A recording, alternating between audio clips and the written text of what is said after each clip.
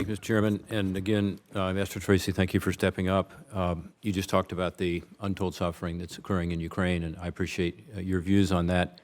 How do you feel about sanctions? Sanctions on Russia based on the February 24th invasion and the ongoing war on Ukraine. Since then, we had some data yesterday, a projected 7.1% decrease in the GDP in Russia in this quarter, the fourth quarter, about 4% last quarter. In Ukraine, it's about 40, 50%. I believe our sanctions are not having the impact that we had intended. Can you talk about the sanctions on Russia and what we should do, perhaps, to make them more effective, if you believe that's the right course? Senator, I absolutely agree that the right course is to stay the course on sanctions, to continue tightening the sanctions. One area that I know you are very familiar with and that we've talked about is reducing Russia's energy revenues. One mechanism that is projected to come into place is the oil price cap. I think that is already showing some signs, if realized, that it could be very effective at reducing some of Russia's revenue, but at the same time maintaining some stability in the oil market.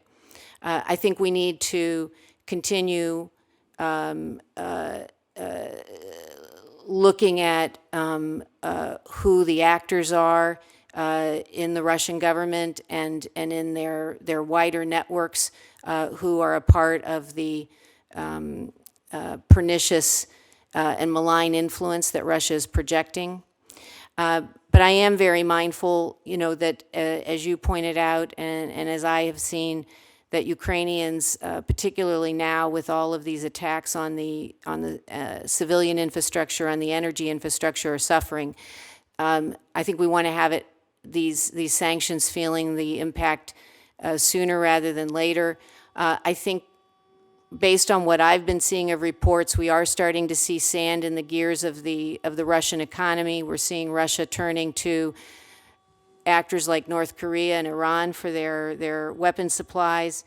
We see that Russia has lost able-bodied workers through mobilization and through flight.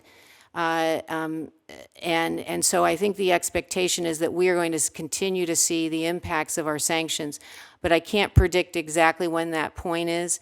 Let me say this. I hope you will, should you be confirmed, I think you will be, once you're there, that you will dig into this issue and give us advice as to how those sanctions can be effectively tightened. And from our conversation, you know how I feel about the energy exports and how that really is what's funding the war machine.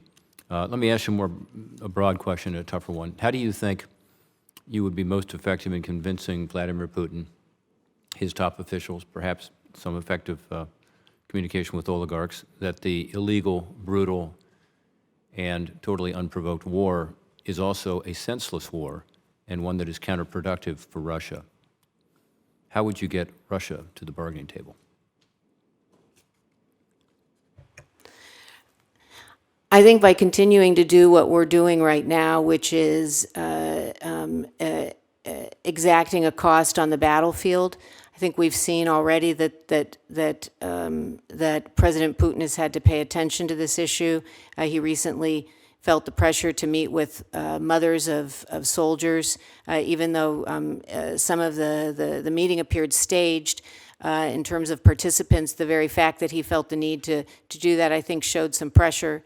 And so I think continuing to show that strength of support, that unity of purpose is so very important, because my impression of President Putin and his mindset is that he thinks that he is more patient than we are, that he can wait us out, that our unity of purpose and will crumble before his does. And I think that needs to be demonstrated to him that that is not an accurate calculation.